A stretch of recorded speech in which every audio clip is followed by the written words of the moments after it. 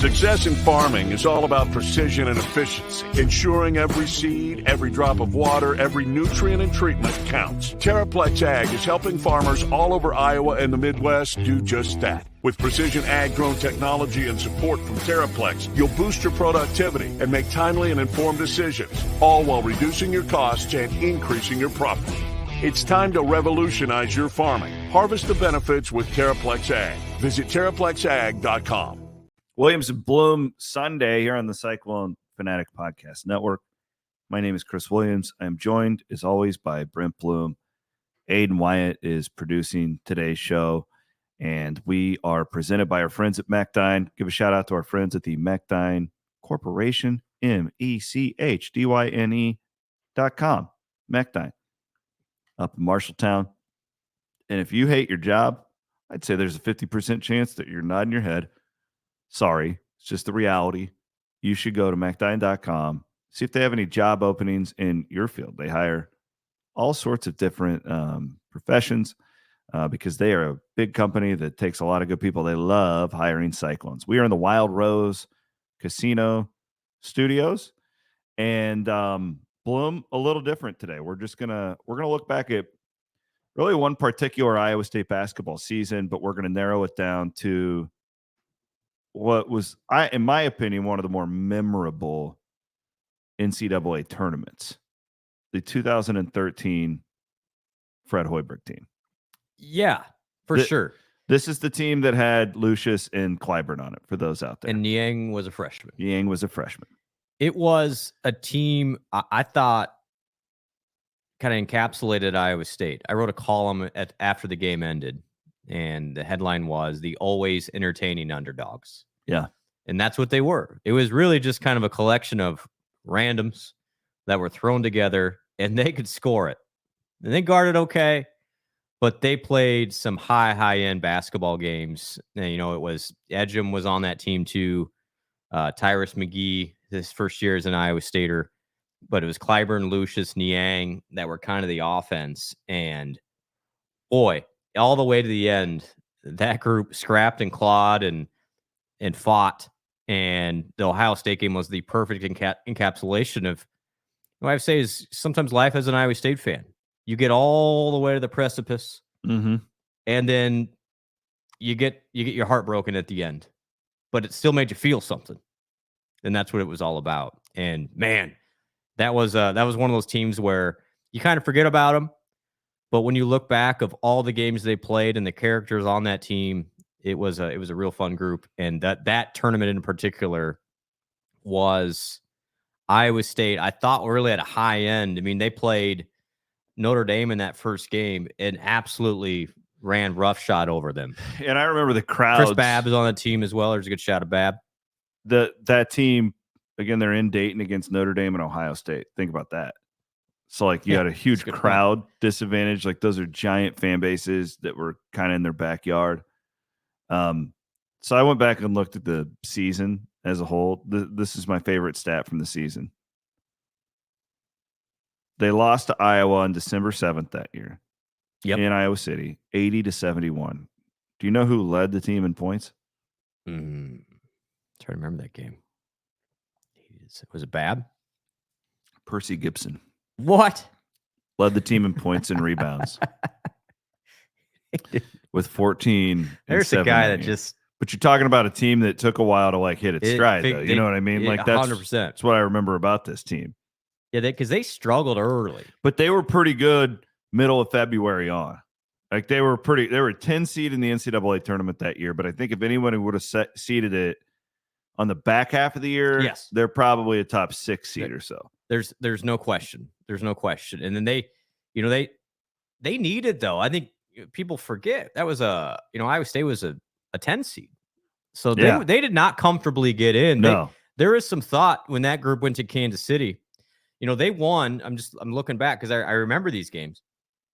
Iowa State reeled off 3 wins in a row at the end of the year, beat Oklahoma State in Hilton.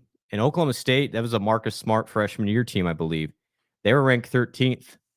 Had to win that game. Then went on the road and beat West Virginia by 10. Needed that game.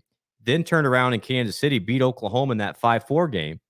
Needed all those. Mhm. I mean, there was no guarantee Iowa State was getting in at that point. And then to get in and then lost to Kansas in the semi in a game that wasn't very, very close down to Kansas City, but get in as a 10 seed. And you felt with the way Iowa State had kind of turned it on, Will Clyburn at this point was really hard to guard. He was the catalyst, if I remember correctly, at the end of that year, because Yes. it was always like Clyburn. You saw the talent, you knew how good he could be, but he didn't ever want to like just take over. He always had that passive mentality, or people gave. But he look at his end. line. He was really good all year.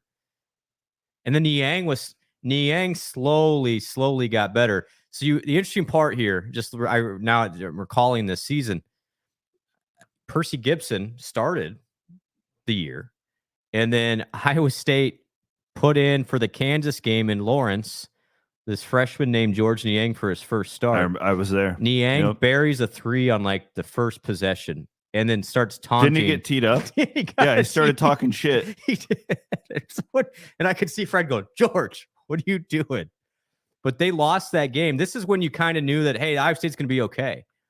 That was, I believe, it was the Ben McLemore bank game. Remember the bank that sent it to overtime? Kansas was 6th. They were 13-1 at the time, and Iowa State was like, we're not really sure. Iowa State took them to the wire, had them beat. McLemore banks that shot in, and at that point, you're like, okay, this Niang guy has a chance because he was scoring on Kansas.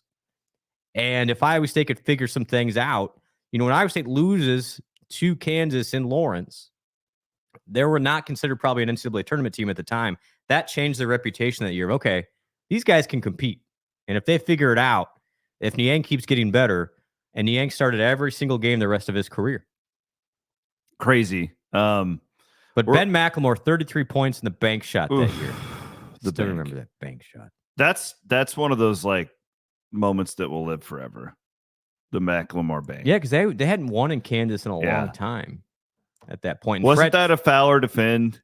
Yes. Debate? Yes. Pretty sure that turned into a thing. Absolutely. And I don't think Fred ever... How do I say this? Fred did always foul the rest of the way after that game. He did, really. He switched it up. I think he did.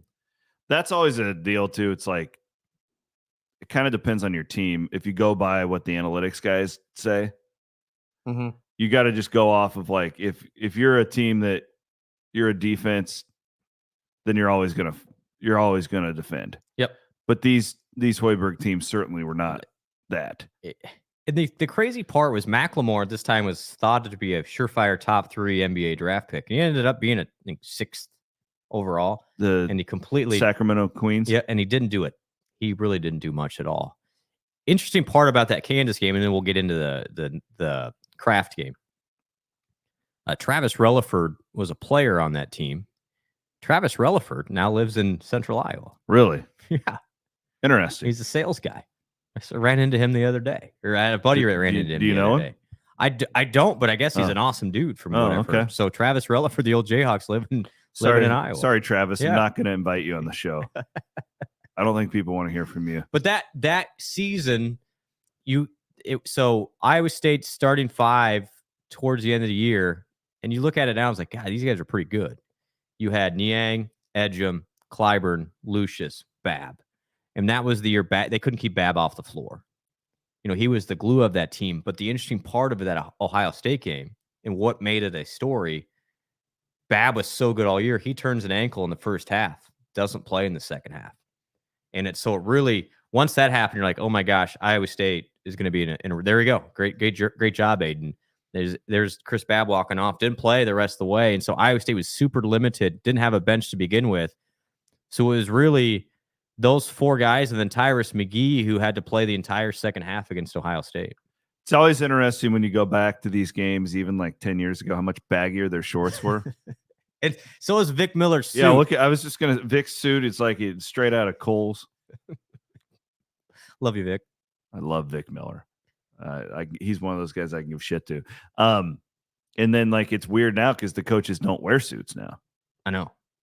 I think it's coming back a little bit. Start to come back. Like we're getting out of the COVID. I don't think Iowa State's guys are going to be wearing suits not anytime. TJ. Otts has got to be able to show off them arms. I saw him last week. Arms are still looking nice. It's funny. I was in a situation with him over the weekend where we had to wear suits, and he told me he still have a suit. Barely. He scraped one together. It had like Vegas Golden Knights like lining. It was from his UNLV days. I'm like, I'm surprised you can still fit in that thing. Okay, I want to thank a couple of our great sponsors before we jump into everything here with this NCAA tournament run for Iowa State. First of all, our buddy Colin Newell. Want to thank Colin. He had a client appreciation night last week over in Ankeny. We both went over and saw a bunch. It was awesome to see all of our listeners who are literally saving thousands of dollars on their insurance. There was like with our guy 50 Colin. people there, and they're almost like all listeners. Yeah. It was so cool. It's was like that awesome. is the power of and they're all good people too. So shout out to him if you're looking to save some money. And honestly, I hate saying this, but you look at all the weather we've had. It may be a good time to just relook at all of your insurance. Stuff. That's a great point. You know, check your sump pump rider. Yes, dude. I am so lucky I had that. I learned more about sump pump riders than I needed to. Yes. Check that out and let Colin can go through everything. He'll look at your stuff. And he'll tell you, I can't beat it. Like, you have a better deal than I can give you, but I doubt that's going to be the case. Colin Newell from Farm Bureau Financial Services. Also, our buddy Andrew Chaplin. I like to call him Chappie. He is a full-service realtor. He's based out of Ames, Bloom, but he can buy and sell your home all over the great state of Iowa. Let me read you a review. Oh, yeah. I love reviews. Chappie. Okay. And this is huge because it's still a home buying process is still super complicated, especially if it's your first time. So this is a review from Zillow. Even with multiple offers turned down, Andrew still did not give up on us and found us the perfect house. We have been so impressed by his ability to keep searching for us. And that's huge because I've got family going through this right now trying to find a house. It's still super hard, specifically at a certain market. You know, that $200,000 to $400,000 range, they go really quickly. Yeah, you need a fighter on your side. You need somebody to fight. They'll fight, and you need somebody who you can get a hold of whenever something pops up and will be proactive for you. Chappie's that guy. His cell phone 515-460-6454. Great dude, big Cyclone. Big supporter of us at Fanatic, and we will. And wonderful guy. And he'll fight for you. That's the best thing I can say about Chappie. Also, last but certainly not least for this section, our friends over at Ames Lager in Westo Brewing. Go out, Bloom. Do me a favor with the 4th coming up. Let's find some spots that we know have this stuff, and let's sell them out. Okay. Let's sell it out. And I will put out the tweet personally and get people to go and buy Ames Lager over the 4th of July. How about that? I'm going to post that on Monday. Okay, perfect. All right, because we need to do it for the collective, but we also want to thank our friends over at Westo Brewing for supporting what we do. And we've been thinking of everybody, and I know we're about a week out from the bad flooding, but man, there's a lot of people. If you get wiped out like that, it takes a hell of a lot more than a week to pick up the pieces over in Northwest Iowa. So shout out to everybody out there. We've been thinking about you, and our friends at Westo Brewing have been doing a lot to help their neighbors. Just neighbors helping neighbors, and that's why we team up with great people at Fanatic and the collective. Okay, so Iowa State beats Notre Dame in the field of 64. You know what? The 76-58. The interesting part here is because you were there and you guys got the quote. It was from me and Dave Zavolinski. Jack Cooley, who was the Notre Dame big man. Yep. Interestingly, this part a lot of people didn't know. Jack Cooley's family, his girlfriend's family, all Iowa Staters. Yeah, big Iowa State family, and his girlfriend was from Iowa. Well, I think Jack said, hey, they were talking about Iowa State's offense is really good this year. I mean, Ken Palm is still a thing. I think I have to look it up. Iowa State was top 10 in Ken Palm in offensive efficiency. Yes. And they asked Cooley, like, hey, how do you keep up with these guys? Because Iowa State was undersized, and Jack and Notre Dame were bigger, beefier.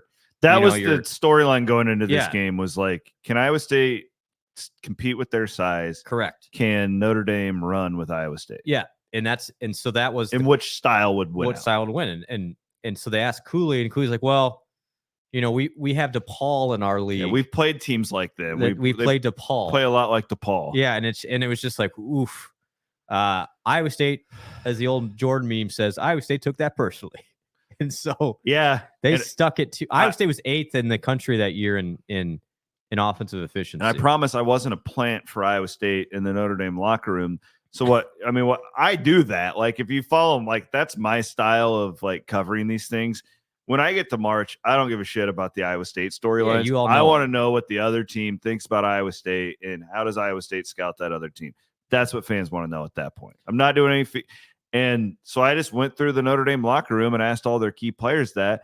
And, at the time, I didn't really think it was a big deal.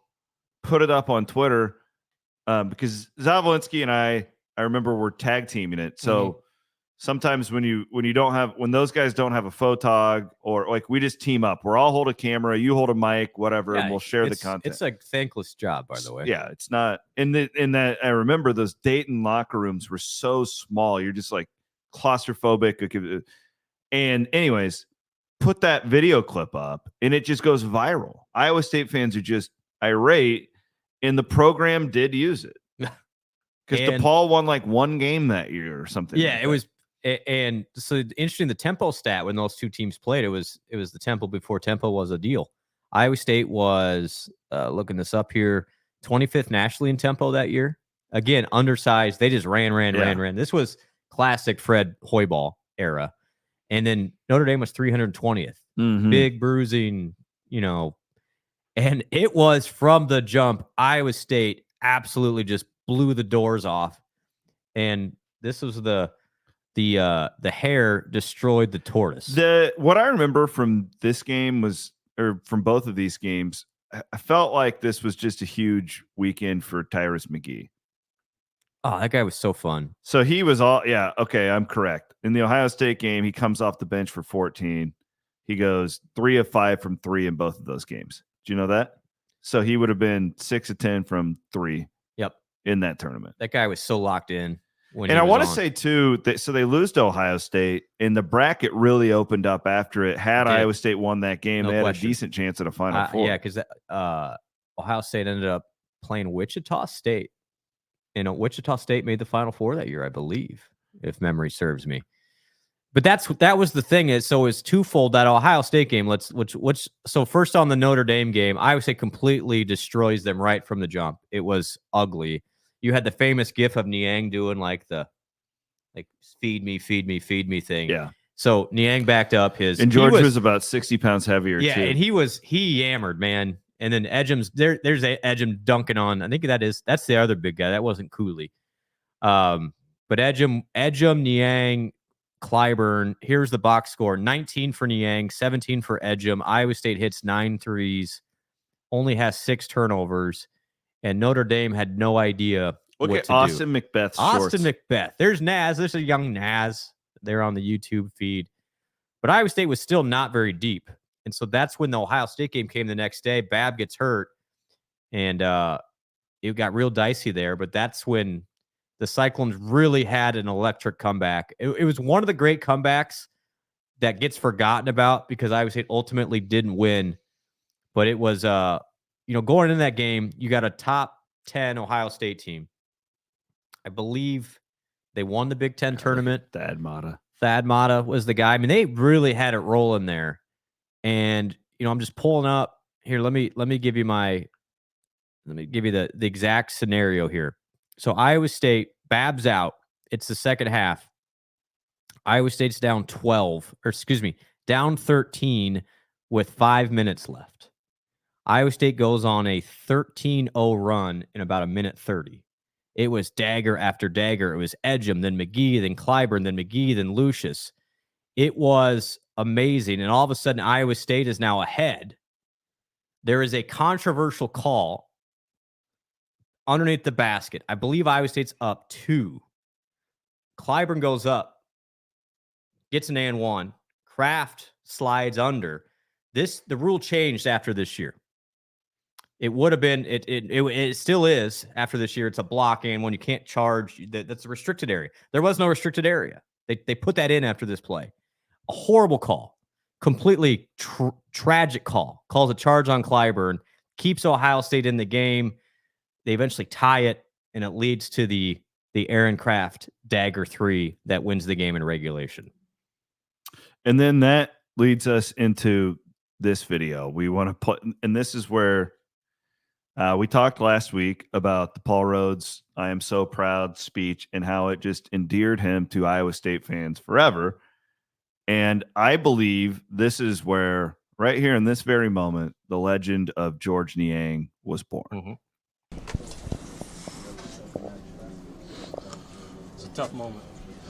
Yeah, I never had no regrets with this season. 16 years brought us back, and to have it taken away on one play, it's just tough to handle. And I apologize to them. I could have had a hand up earlier, and but we'll move on and come back stronger next year. Can you just talk about the guts performance of the 5 guys that played in that second half? Yeah, they played great. They brought us back from 13 down when people was doubting us. People have been doubting us all year. And that's the story of this season. We just keep fighting. And it seems like every time with under 30 seconds, we just get a bad bounce. So this one hurts, but we'll be back. George, We'll be ready. Sorry. Did it surprise you that Kraft did take the shot? He hadn't taken a 3-point shot all game. Yeah, he was missing free throws, so I was playing him more for the drive, and he did a hang dribble and pulled up, and I should have had my hand up earlier, and he just made a great play. It stinks that there was no time on the clock that we couldn't come down and make a play, but I guess that's basketball. The ball just didn't bounce our way, and we're going to have to regroup. And I just feel horrible for these 6 seniors because they put their everything into this. I wouldn't be the player I am if it wasn't for them pushing me and making me the player I am. So I just want to thank them, and I just can't say enough about them. They're the greatest team I've been on. Speaking of the seniors, how tough was it to play without Chris in the second half? It was really tough. He's our guy on defense, and he knocks down big shots. So not having him was tough, but he has an injury. When you're hurt, you can't play. I don't fault him. He has a future after this. And I feel bad that he couldn't be out there with us, but that's how the game is sometimes. Old school, man. Still makes you. Speaking of that, we got the autograph Niang Sixers right there. jersey in here. How about that guy still?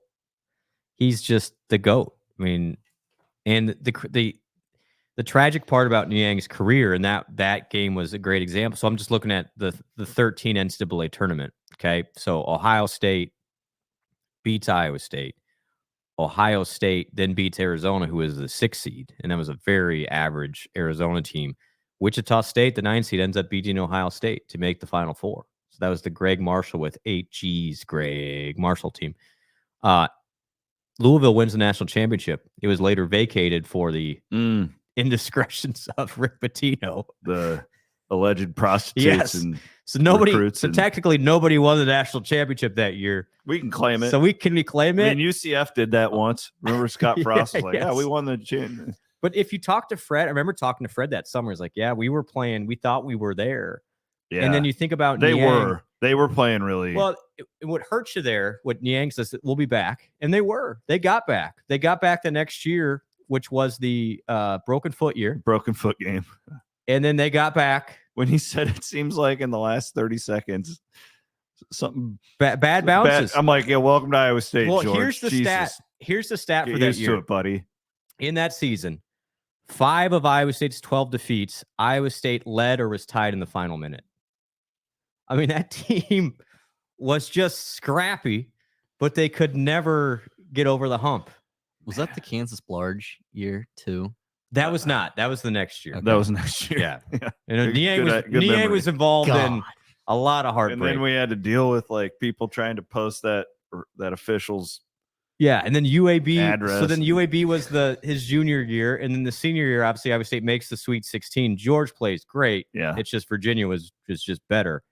And so Niang was arguably on teams that each could have made a Final Four, and he was an all-time Cyclone. He's still a top 2 or 3 Cyclone, maybe top 1, but it was always left you with what could have been with the Niang. He always, especially that last year, and this isn't a throw dirt on Steve Prohm's grave thing, but it's absolutely. like that was such a transition for those guys, especially if you talk to them behind the scenes. Fred ran such a loose ship as far as like he trusted his guys. He was not and then Steve comes in and it was like no more rap music. It's got swear words in it. Like it was such a it was change. a big change. And I'm not even saying like that team ultimately went to a Sweet 16, so it wasn't like this colossal. And I thought, but I'm saying that team really underachieved for the first half of the year because they were just in transition mode. Yeah, they were just coasting on talent. Yeah, they're. And then Prome got it together at the end. I thought the Little Rock game actually Prome did a great job of coaching in that game, but it just took a long time. And I wrote this in the column, and again, it's one of my favorite columns I've ever written, and it's about this game, the Ohio State game.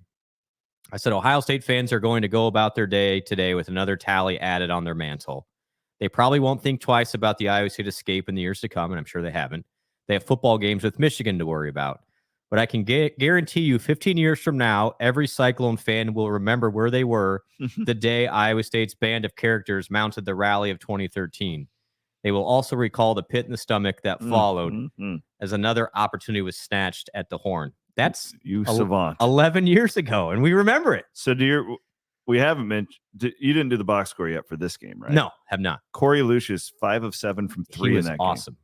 He was completely 19 points, 4 assists for Corey Lucius in that game. 5 turnovers. Yeah, but that was kind of him. That was Corey. You knew what you were getting. Yep. And then Clyburn, to me, has a similar career to Mariel Shayak, where you just have him for the 1 year. Yeah. But it was a really good year. I don't think history is probably remembered either of those guys for as good as they were. Completely agree. And Will's still playing. He is a high-end European basketball he's like player. one of the top dudes over there, isn't he? Yep. Clyburn, I think Clyburn was, by the time that year ended, he was like a pro. He was a pro. If he's in this era now of the NBA, I think he makes it. It was still kind of that big man. Do you think Clyburn, era. If we had to take, let's say, 2024 to 2000, okay, and if we had to rank, not like you're building a team, but like how good the player was individually at the top end, Clyburn would be in the top 4 or 5, right? From 2000. Well, that's a really good take exercise. the Stacey teams out. Yeah. Okay. McDermott or Morgan on. I'm just saying, like, Clyburn is, I think he definitely is underappreciated by the fan base. I would say it's had some really good players. Well, I know, but I'm just trying to say, like, we say this is the forgotten team. Yes, and he would be the forgotten guy on the forgotten I'm saying team. like I'm at their high end best. Yep. We would probably put him over high end best. He's over Edgem, right? Edgem was just rock solid, right? That's if I need a basket, yes. Yeah, if I need a basket. Hey, Williams, you're going to build a team. Who do you want? I would pick Edgem. I'm saying yes. High end best. That's a good point. Clyburn is up there. That's a good point. Yeah. High end best in college, like I'm taking Niang, but it's not that far off. Clyburn was as productive that year as it's not that far off. He did. What was his stat line for this year, for that year? Let me see if I can pull it up here. He had at Iowa State, so let me pull it up. 15 points, 7 rebounds on 45% shooting and 80% from the line. I would love to see January. January on, yeah. Like when the real games, I would love to see that stat. So that we're looking at his career stats there. The year before, he was actually at Utah, so he had to sit out. And I remember when he was sitting out. It's not as good of a league. Yeah, I remember when he sat out, they're like, this guy's going to be pretty good. But you're right. January on, Clyburn turned into a different guy. There's no perfect way to do that exercise. No, but it's an interesting comment, though. High end, like, okay, when this guy's at his best, where would he, like, Royce would be probably number 1. Monte. Yeah, I think I'm still. Yeah, that'd be we should do that podcast. You got my mind thinking here. Oh my Where God. would I go? Open up a bottle of Cody Road for that one. Even. And then where do you put like a Taman Lipsy in that conversation now? And Lipsy's not going to rate as high though because he's Edgem. He's super duper solid. You know exactly what you're going to get every time. Fair. It's going to be hard against really high-end competition for Taman to just take over, but you always want him on your team because he makes winning plays. And then where do you put Tyrese in that? Tyrese is top 5, man. Like, but it's not at Iowa State. Not at Iowa Maybe State not at though. Iowa State. We just hadn't seen that it yet. Yeah, peak. it's a super interesting But like conversation. Shayok would be in the same I agree. conversation. Look Like, I mean, he was insane. His year was incredible. Even Michael Jacobson he was the glue of that really team good. too. I mean, Shayok, that team, like, they had a bunch of individual parts, but they were not a good team. And Shayok was the guy who constantly brought it, put it together, and he's still playing too. And I'm just saying, like, this Clyburn deal at the end of his Here run. you go. that Look year, at Aiden Wyatt producing his oh my god, self off there over there. So this is Clyburn from January to 2013. So let's scroll over. Points per game, 15.5. So it really didn't budge much. 3-point percentage, about the same. 32. I mean, yeah, okay. Good job, there were some games there where he was. I remember that Oklahoma game in really Kansas City good. where it was like, dude, Yes. this guy's unreal. Like, this guy, that's exactly 'cause what they were struggling. And look at that game at West Virginia. Again, Iowa State needed that one. So those 3 games Iowa State needed, we talked about it. It was Oklahoma State at home, at West Virginia, Oklahoma. Clyburn goes 20, 27, 17, and over 50% shooting in all those games. He stepped up when Iowa State needed those wins. And then the great part for this team for me was Tyrese McGee, because he would come in and would just be like, what's the famous Fred Hoiberg quote? We don't take a lot of bad shots, but Tyrese makes them. Yeah. That was him. I've been told too that, because I've asked this a lot of people, they all tell me best trash talker ever. McGee? Yeah. Just the guy was, because I always thought it would he's be still Niang. playing. Yeah. But McGee is the biggest shit talker. Like, He was practice, it didn't he- matter if he's your nonstop. teammate. He was He did nonstop. not He did shut not stop talking. up. Yeah. He would check in and just go right at somebody and try and get in their head. Tyrese McGee still may be the most entertaining basketball player in I was this going to era. say, he's got to be top 5 most popular individual dudes. Look right? at his year in 12-13. So this was that year. Do you remember Bobby Lutz? Wait a second now. Hold on. 30-second timeout. That was the Kansas game. That was. The Blarge? Yeah. That was the same year.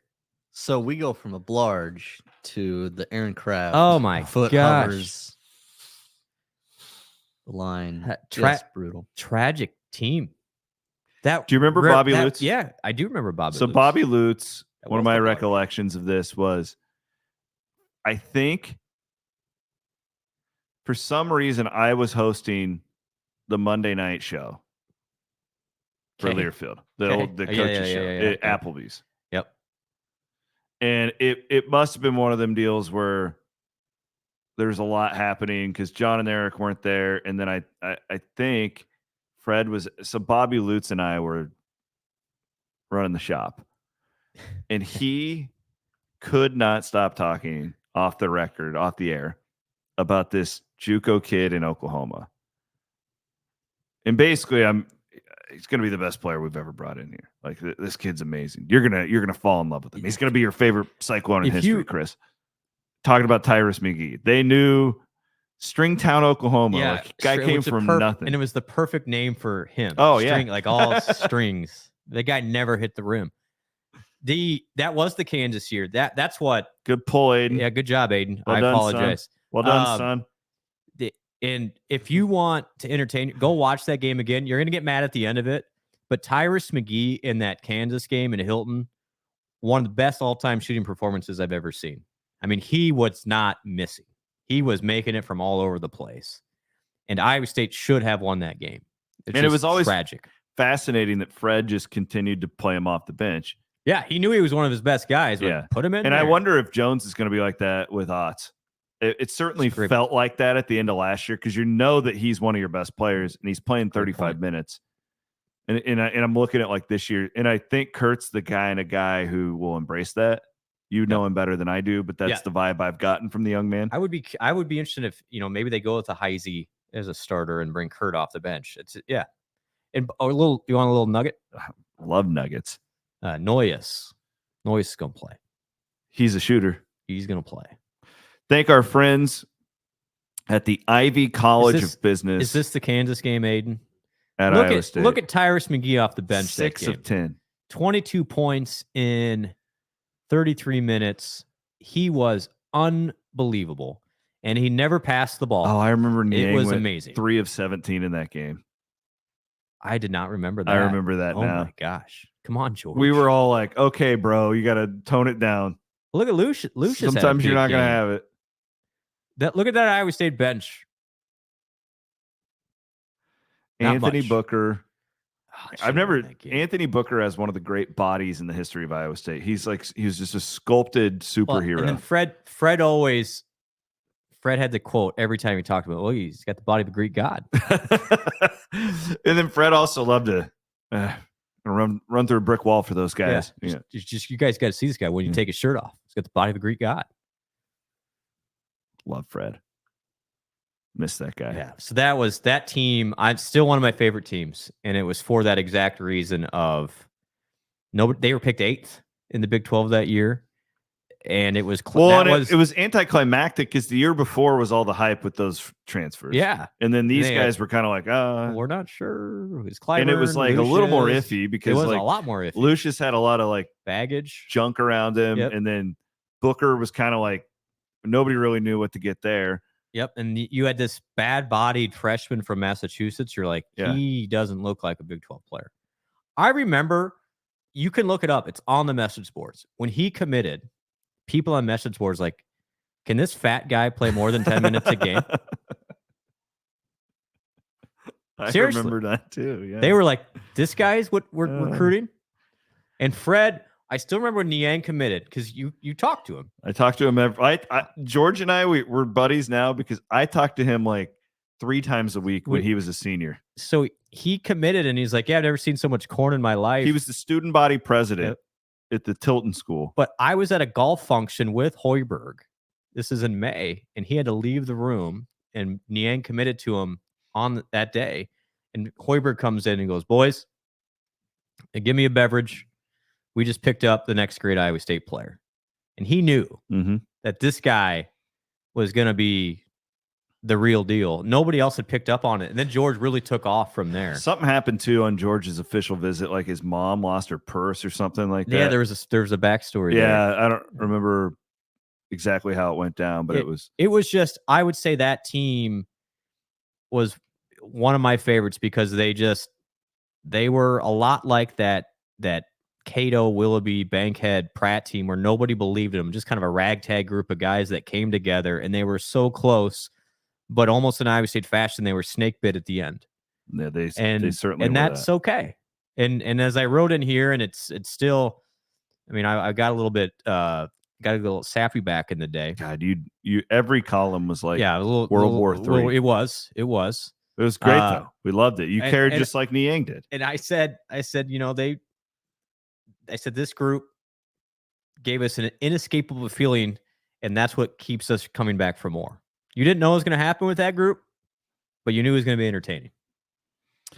Thank our friends at the Ivy College of Business at Iowa State. Our buddy Dean Spalding has been great to us here, and we want to, just like we're always telling you about our friends at Mechdyne, it's never too late to improve your situation, and you can get that online MBA with our friends at the Ivy College of Business, the award-winning. I told you about my buddy Judd, whose daughter just enrolled there, and he was just blown away. He was telling me about it. He listens to the podcast, and he's just like, man, like, you guys aren't kidding, like how amazing that place is now. The Ivy College of Business at Iowa State. We appreciate them, their sponsorship. Of course, our friends at the foundation as well, MoveWhatMatters.com. Longtime sponsor of everything that we're doing here, Kelderman Manufacturing. And I also want to give a really quick heads up before we get into another Paul Rhoads clip to end things. So your wife has been working on this with me, and I want to invite everybody. So July 13th is going to be a big day for us. We will be doing our show from Rocco's camp in Perry. Yes. So Aiden and I actually have it all. We actually have it all planned out. We're going to, I'm going to bring a generator and we're going to do the show in the back of my truck. Awesome. How about that? So later that night, this is a first for me. I am promoting a professional wrestling event in Come again. Bondurant Come again. for Living Ava's Way Foundation. Awesome. Which is great. This is a cool foundation. Means a lot to me and you too. Our little friend Ava passed away years ago, and we're trying to. Her parents have started a foundation to keep her memory going. Absolutely. And they give scholarships to kids around the area, and it's a really cool thing. Well, Ava would have graduated high school this year, so Wow. they wanted to do like the biggest, baddest party It's a in her graduation honor. party. Yeah, I love it. We are having a professional wrestling event in Bondurant on the evening of July 13th. This place is going to be, so it's at the Brick House Fitness. It's an outdoor, like there's like a courtyard area. And I have teamed up with our friends over at Impact Pro Wrestling, and we are going to have a professional wrestling event, Bloom, where I believe we are going to have some Iowa State players there signing autographs and doing all that stuff, right? Maybe cutting a wrestling promo or two. I have been trying to get the CEO lined up to The get in there CEO. and cut a pro wrestling promo with his shirt off. Tickets are $10. I'll tweet all this out. Tickets are $10. So Doors cool. open at 5. We actually are going to have, your wife's done a good job with this. There's going to be like face painting for the kids. Yep. There's going to be a beer tent. There's going to be all kinds of cool stuff. This is just a good night to bring your lawn chairs, sit outside, and enjoy just hanging out with other people for a great cause. But again, this is Saturday, July the 13th, 5 o'clock. The doors will open. Bell time is at 7 o'clock. Bloom and I will both be there. And there's a decent chance I'm going to do a cameo and run in and take out one of these Impact Pro. We have 2 championship matches that night, by the way. We have a world championship This match. is going to be a first for me. I've never been to World one of these championship. things. I did hear there might be a donkey that delivers beers. Yeah. Your wife there's going to be a donkey walking around giving you beer. I mean, that alone is worth. It's unbelievable. Plus, pro wrestling in Bondurant. Who would have thought? World championship match for the Impact Pro Wrestling title and the Impact Pro Wrestling women's title, both that night. James Jeffries against the Big Picture, which is it's a great wrestling name. The Big Picture. Is that James Jeffries against the number one contender, the Big Picture? The Big Picture. That's phenomenal. This guy who owns this is honestly, guys. I want you all to be there just for the spectacle, because when can you ever say life's about experiences, right?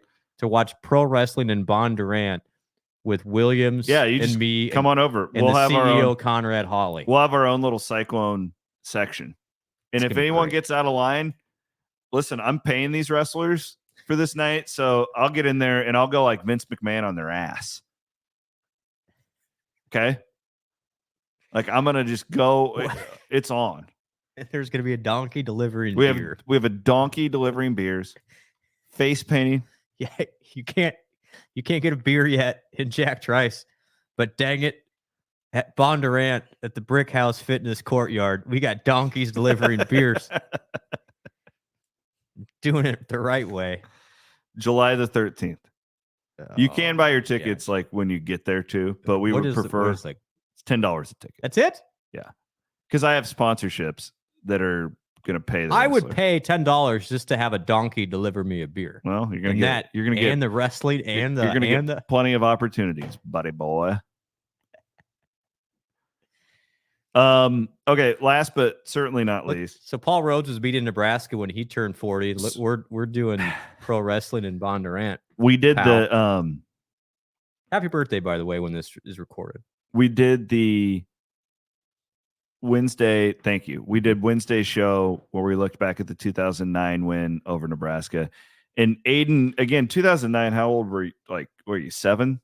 8. 8. Okay, so it was like that. 2019 was the first time that I really got into Iowa State football. Well, good, because you missed the lean years, the bad times. Yeah, I mean that's good on you. I knew Gene Chizik was a bad man. That's all I knew. He was evil. The Rhoads had so many of these moments. I remember the Oklahoma State game where Pollard and him like accused the Big 12 of cheating. Yeah, 2014. Um, That's right. there's all these like The Texas game. The Texas game where he's lost his That was the year before. Yeah. There's all these Express. Targo Express. you go out and make a play. Make a play. Backs against Targo the wall. Express. Anyways, And he was right on both of those games. Iowa State got hosed. in Paul both of Rhoads those is never games. wrong. Okay. Other than you probably should have downed it at Kansas State, but Not entirely his fault. not Well, entirely his fault. kind of, but yeah. The one that I think probably is my favorite. We talked about this and I was like, I want to play this. This is Oh my gosh. the day that Alan Lazard signed with Iowa State. Hold on. Can I give it a little backstory? Yeah. So Lazard is obviously a high-end recruit. Family is all Cyclones. Kevin played at Iowa State. His dad. Brother walks on. Brother walks, the whole thing. But he was high. It was like LSU, Ohio State, all the big dogs. Yeah, I remember like Notre Dame. it really was a massive Huge win. upset. Nobody thought Iowa State was ever going to get him. Well, the only is because he loved Iowa State, but Yeah. still was like, this is not a guy Iowa State was going to get. And so it made big news because one, he's a high-end borderline 5-star recruit. He's from the area. He's got all these big schools, and recruiting at this time was, Iowa State had not got a player this. You're just coming off the Harrison Barnes situation where Iowa State got completely, robbed at the altar. And so Allen committed fairly early to Iowa State, but it gave all of the commentators, let's say, chance to say, well, there's no way he's actually going to stick with that because Iowa State was horrible in 2013. So it's like, why would you stick to your commitment? Yeah. And very famously, John Sears from Channel 13 had a sit down with Lazard at Urbandale High School. This was like a couple weeks before signing day.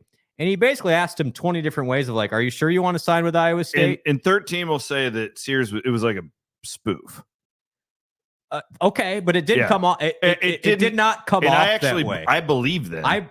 But if you were like a sensitive Iowa State fan, And or I if was. you were, and if you were a coach, like this is the last thing this kid needs, and they took it very personally. Yeah, so it was a spoof, but then it got really uncomfortable. Not everybody understood that it was a spoof. And I don't know if Allen did. But the problem is he wasn't the only one. I mean, on the local radio, this was a different time in media, where it was like, really, Allen, you're gonna go to Iowa State? Are you sure? It was like everybody was trying to talk him out of it, right? Because we were just coming off all of these high-end guys from the state were going elsewhere. Yeah.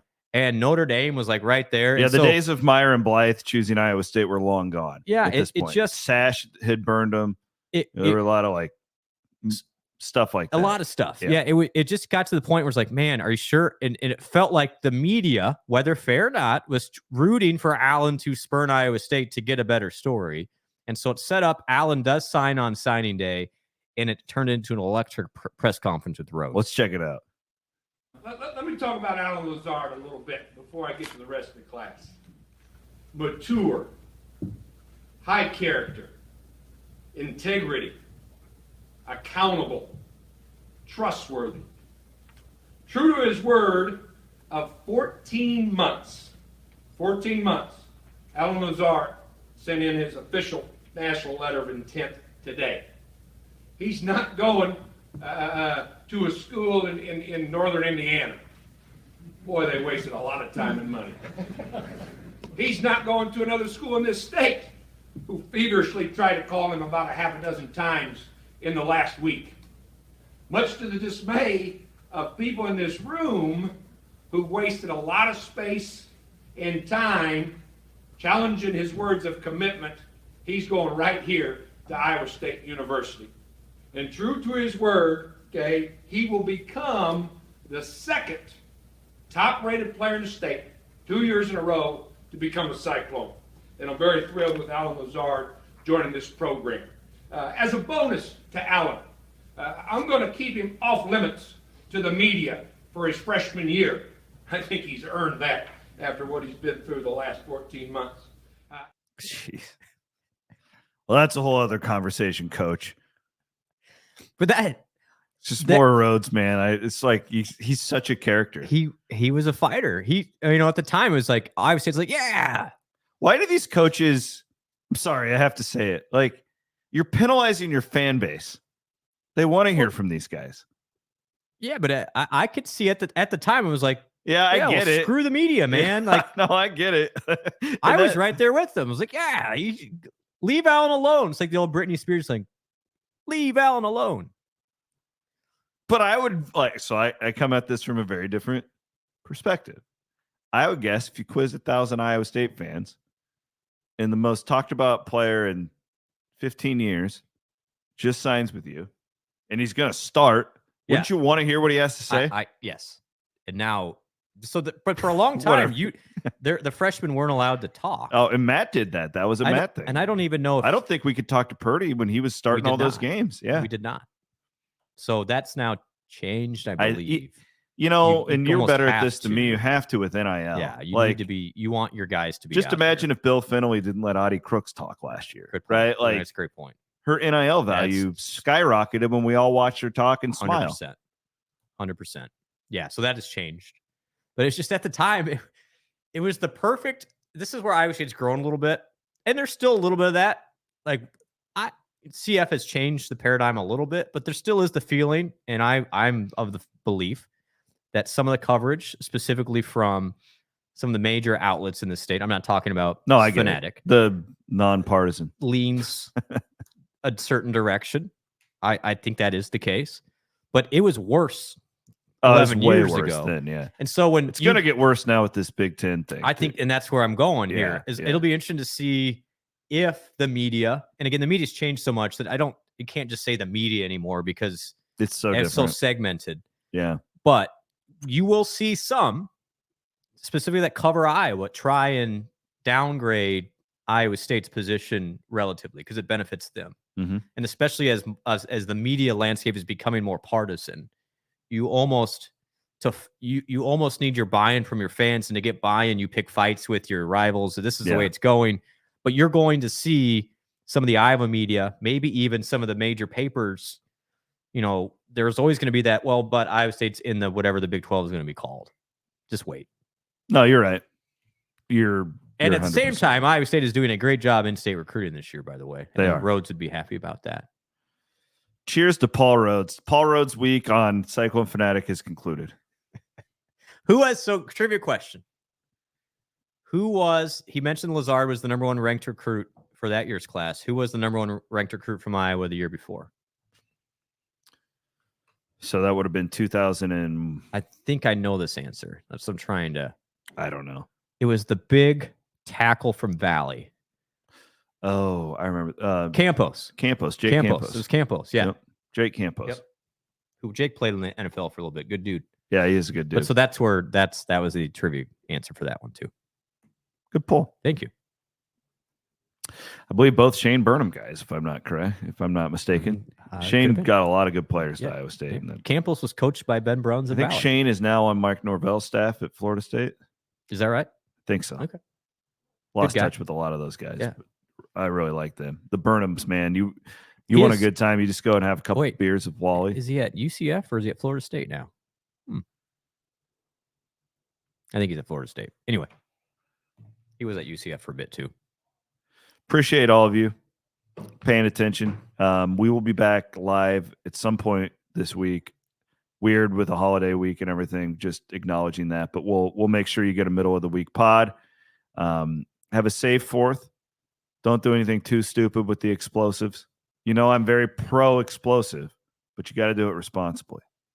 And preferably before 11 o'clock if you can. That's to be determined. Depends on a lot of variables. Okay. Well, just be safe out there. Just be safe. Just be safe. He's Brent Blum. Thanks to Aiden Wyatt for producing. We are presented as always by our friends at Mechdyne here in the Wild Rose Casino Studios. For Brent Blum, I'm Chris Williams. Have a safe and happy Independence Day.